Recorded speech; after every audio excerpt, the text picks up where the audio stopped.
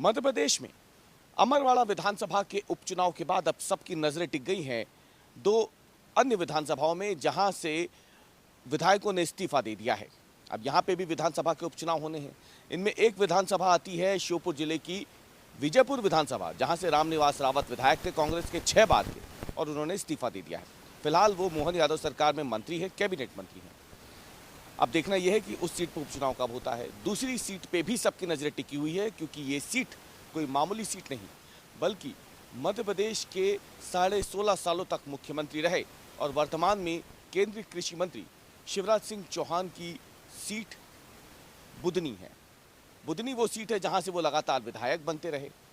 अब वो इस्तीफा दे चुके हैं विधानसभा से, तो जाहिर सी बात है क्योंकि वो केंद्रीय कृषि मंत्री हैं, इस सीट पर भी उपचुनाव होना है। हम बुदनी की बात इसलिए कर रहे हैं, इस सीट पर सबकी नजरें टिकी हैं। ये तो लगभग तय है कि जो रामनिवास रावत है वही उम्मीदवार होंगे विजयपुर विधानसभा से, लेकिन सवाल ये है कि शिवराज सिंह चौहान के बाद आखिर बुदनी से दावेदार कौन होगा, बुदनी से कौन विधायक होगा, और शिवराज सिंह चौहान की परंपरागत सीट को अब आगे कौन ले जाएगा। तो ऐसे में आपको बता दें कि वैसे तो 2 नाम प्रमुख रूप से सामने चल रहे हैं। पहला है शिवराज सिंह चौहान के बेटे कार्तिकेय सिंह चौहान का। दूसरा नाम है जो विदिशा से पूर्व सांसद हो चुके हैं रमाकांत भार्गव, उनका नाम है। लेकिन इतना जरूर तय है कि शिवराज सिंह चौहान जाहिर तौर पे अपने बेटे का नाम आगे इसलिए नहीं करेंगे क्योंकि ऐसे में उन पर परिवारवाद के गंभीर आरोप लग जाएंगे। शिवराज सिंह चौहान ये बिल्कुल नहीं चाहते हैं।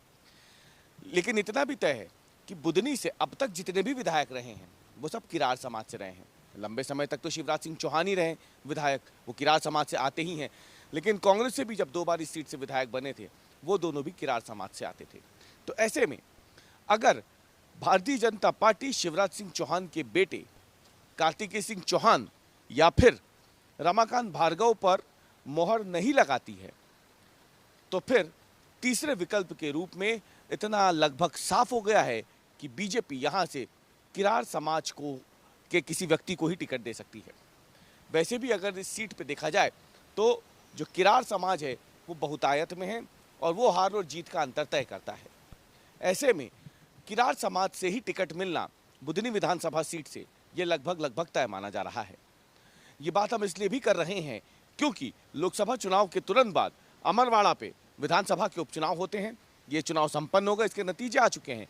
अब माना जा रहा है कि अगला जो विधानसभा का उपचुनाव मध्य प्रदेश में होना है वो 3 सीटें ऐसी हैं जहां पर ये उपचुनाव संभावित हैं। 2 सीटों पर इस्तीफे हो चुके हैं।